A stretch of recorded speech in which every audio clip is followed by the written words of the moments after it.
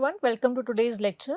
So in the last lecture we were looking at the design research methods, and in this lecture today also we will continue looking at the methods, the ones that we did not cover in the previous lecture. So now we will continue with the types of primary research methods, and here today we will look at the contextual inquiry. So the contextual inquiry provides insights about a user's real life environment and behaviors, and it provides us insights into how the products are used in a natural context. So now in these studies usually we will be observing the users behaviors in their real life situation, so in their natural organic environment.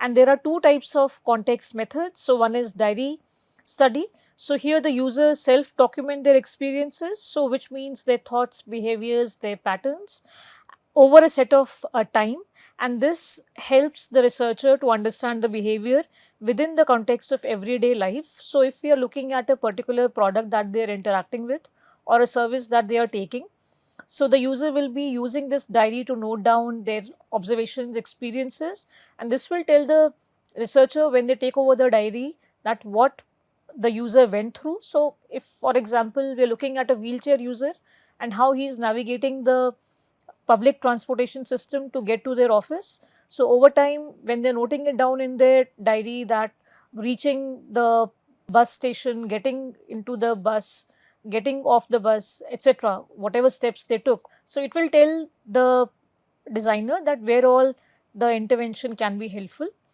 The next is the field study. So this is conducted in the user's environment, and the researcher follows each participant around and observes the participants' normal daily behavior and activities. And sometimes the users may also do the self-reporting bit, wherein they may communicate themselves what they were doing, and this also helps the researcher to understand their behavior. So that can also be another way of going about it. And this is important because it's a way to build empathy with the user and also to know the user in an unbiased fashion. And this also gives insights on surprising behavior of the user and also any kind of unmet needs that the user may have. So that makes the field study very interesting and important when it comes to a design project. Now, how do we conduct the field studies? So, of course, there has to be a plan. Like, for example, if we have to write an essay, so we know we have a beginning, we have a middle, and we have an end where we conclude the essay. So we have a certain plan that if I have to write an essay on, say, my favorite food, so I will start somewhere and end somewhere. So there's a plan I go with. So similarly, here also we will start with a protocol. Protocol meaning a detailed plan of where and who they will meet and the theme of this particular meet, because we don't want to waste the time of the user and we also want to have a fruitful outcome of our time. So the protocol is really important. Protocol can be very simple to very complex protocol depending on the problem. If it involves something more complex like the use of cognition or any kind of a physical activity, then certain breaks or certain rest periods will also needed to be incorporated in this protocol. So again, it will depend on the type of problem we are tackling. Then we have to assemble the resources. So a kit to document the entire process. So wherein we may need a camera, we may need a voice recorder, diary, or some other things that the particular research requires. Next is go into the field. So meet the research participants and necessary explanations and discussions are made. So where the researcher is going to explain to the users that what is the intention, why do they need their help, and also whether the identity of the participants will be kept hidden or the work is only for purposes of research. So all those kind of details will be shared with the user group. Then capture the observations, of course, using photography or audio or video recording. So they will capture the observations that they are making when the user is in the field, and debrief with team. So post discussion after the field study, the team will sit together, they will look at all the data they have collected and they will analyze it. So these are the broad steps that are involved. So another method of inquiry is the eye tracking. So eye tracking is a process that involves monitoring and analysis using the eye movements and the gaze patterns. So there are several types of eye trackers that are available. So one are like headsets which can be worn on the eyes like glasses, and the others are which are mounted on a computer. So both have different purposes where we want, for example, we have a website, and so for that the computer probably is a better way to catch the gaze, and for that the computer mounted eye tracker is more appropriate. And where we are looking at, for example, a phone application or any other such type of application, then in that case the one that we wear over the eye or the headset, that one is more appropriate. So now the gaze patterns are recorded, and we see that how they interact with the digital interface, and this gives us insights into the visual attention and behavior, that how long people are looking at the certain area of the page, or maybe are they able to see the particular section. For example, there is a sale going on, so can they see the sale, or to understand that how do people look at, say, the computer screen, what point do they look at first, what point do they look at next, and that will tell us that how do we organize our information. If we see that a number of people are looking at a certain point every time we conduct a study, that means maybe that particular point is where the important information should be kept. So here we can see some examples that on the left we can see the link between where the person is looking at. So these circles that we see, these are where they have spent time gazing at the computer screen, and the larger the circle is, that means that more time has been spent in that particular area reading the information or observing the image or whatever that is presented there. And also these lines that are linking these circles, so that is how the pattern moved. So it can tell us A, B, C, D to Z, how this movement of the eye took place on the screen, or how it was hovering over the screen. On the other side, we also have these heat maps that are generated, so they are also quite similar. And the whole purpose of it is to tell the researcher that whether the design that they have come up with, what are the challenges with it, if the user has been able to, for example, it is a website wherein it is to rescue people after some kind of a natural hazard. So now whether that website, the contact information or help, is that easily visible or not, or will the person spend a lot of time searching for it. And in the kind of a website where we are looking for quick help or quick assistance, if the help or contact button cannot be identified, then it will lead to a lot of frustration, because it is a very time bound activity where maybe some lives may be at stake. So depending on the complexity or the requirement of the particular application or website that we are designing, it tells us the gaze of the person, and then we can accordingly modify our design to highlight what we want to highlight to the user. Now A/B testing is comparing the effectiveness of two different versions of the same design by launching them both under similar circumstances and seeing which of the two options performs better in terms of user engagement and the conversion rate. So for this, we can use tools like Optimizely and Google Optimize to conduct web-based A/B testing. Now, Think Aloud protocol is a collaborative method, so that involves verbalizing their thought process while interacting with the product, fostering a sense of engagement and involvement. So many a times when we are deep in thought, we are thinking of a solution, sometimes we will just think out loud, we will just talk to ourselves. So this is a similar kind of an activity where we are thinking out loud. We are not restricting our thoughts in our brains, but we are speaking it out. And while doing so, the process of that, sometimes when it is in our brain we are hearing, as opposed to when we actually hear it, the effect may be different. So here this also fosters the team building exercise, because our thoughts are being heard by others, and of course there is no judgment involved, so one can be as transparent as they can. And this helps the designers uncover the user's decision making process and the pain points when using the product, and it is best used for user reasoning, expectations and experiences when using the product. So while using the product, so for example this remote, if the user is frustrated, it's not working, so they may say things like, this button is not working, I'm not able to press it, or where is the signal going. So they may verbalize these frustrations that they are facing, and that may tell the designer that the button actually has to be a little bit softer, it should be, or it should have this haptic feedback. Maybe the user is pressing it, but he is not able to know, or he cannot tell whether the button has been pressed or not. So now the button has to sort of maybe vibrate under the thumb, so the user gets a haptic feedback that yes, the button has been pressed, and the user is not maybe damaging the remote while pressing it again and again, right? So that is how the think aloud works.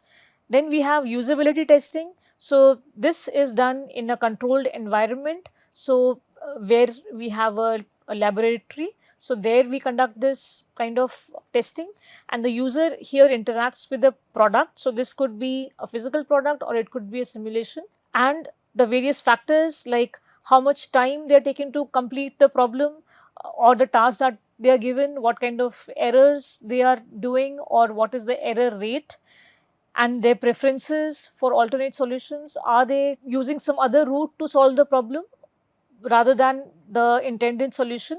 So all of those things we get to know, and these are measured. So time, motion, and all of these variables can be measured. So if we have given the same problem, say for example a very simple problem like copy paste the content from page 1 to page next page. Now one can measure that how much time did one user take as opposed to the next user, and also what kind of error did they come across. Maybe they were not able to copy it correctly, or maybe they were not able to drag it properly, or whatever a problem that they may have faced. So this is very useful in identifying the usability issues and areas for improvement. Now the system usability scale. So system usability scale is a questionnaire based tool which assesses how user friendly a system is considered to be. So it includes a 5-point Likert scale and 10 statements on a user's experience with a specific product. So the goal here is to gather quantitative data that can help gauge how user friendly a system is from the user's perspective. And the system usability scale or SUS questionnaire includes some of these following statements that are there: that I think that I would like to use this system frequently.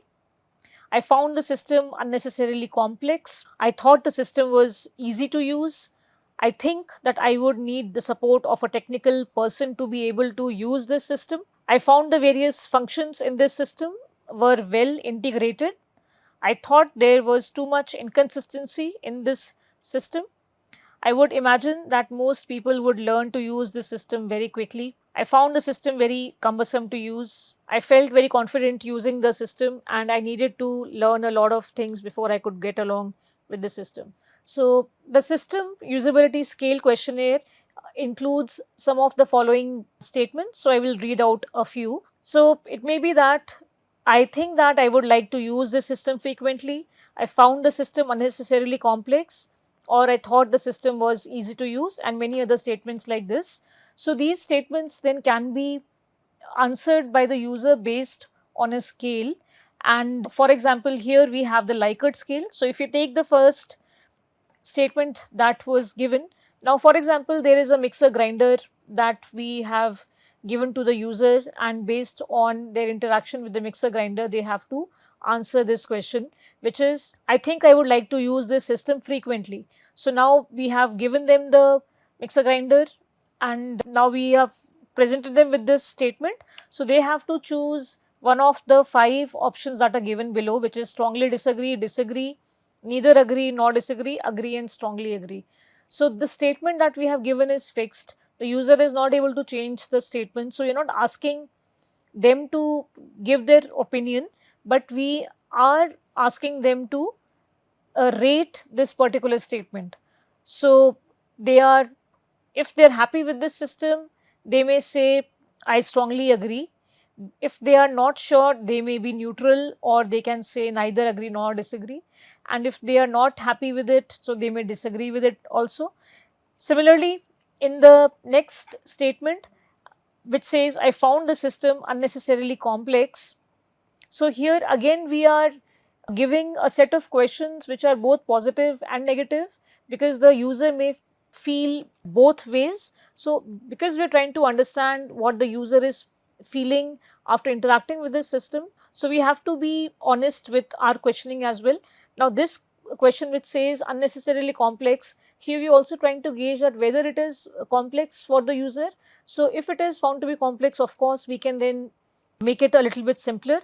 And if the user says that strongly disagree, so that means that it is not complex, so which is fine. But if the user says agree or strongly agree, then in that case the design team will have to take a look over the system all over again and determine that what are those points which are making it more complex than it is necessary. Or another question that I thought the system was easy to use, again this is more in a positive direction, but if the user says strongly disagree, so of course that means that it is difficult to use, and again the team will have to sit down and find a way to make the system more easy. So the next step in here include score conversion. So when we get the scores, they are converted and then they are added together.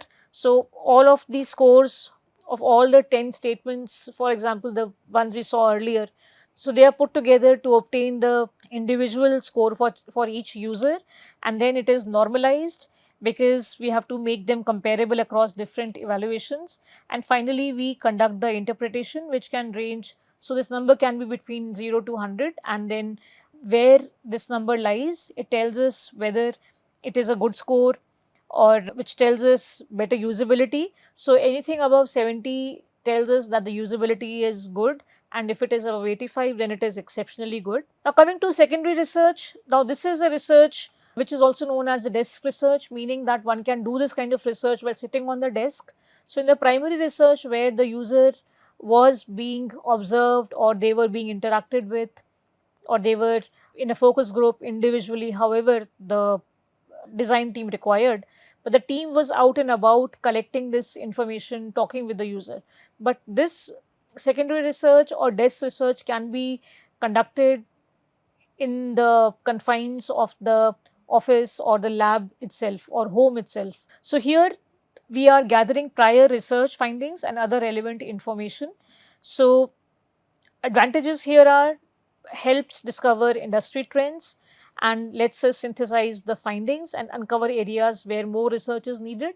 So this will tell us, we can read the reports, we can get the charts that how the markets are doing. So like for example, how much loss or profit happened in the toy industry, for example, or what kind of toys are really being preferred by children nowadays, which type of toy is going up, which is declining. So that tells us, whether it's worth exploring this particular direction or shall we change our direction.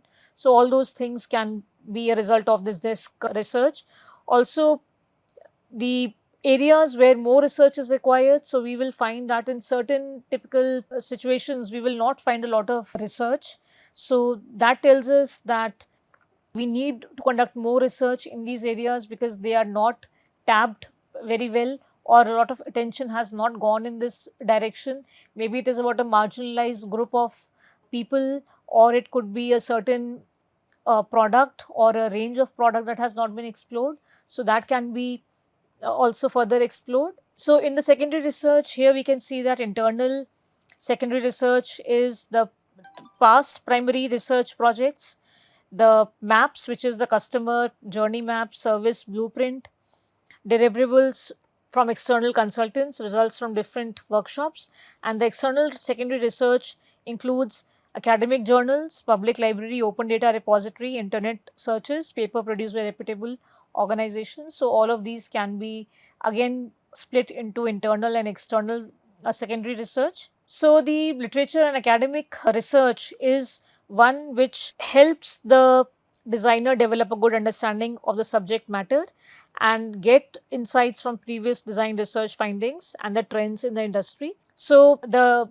journals or academic research that we see, usually it is peer reviewed, meaning that the work a researcher has come up with, the findings that they have come up with, they have been reviewed by their peers people of the same field who are experts of the same field, and once they validated their findings, so then these results have been published. So those are also of several types, like blind peer review, where the identity of the one who's reviewing and whose work is being reviewed is kept hidden, so there is no biasness involved even in the slightest way.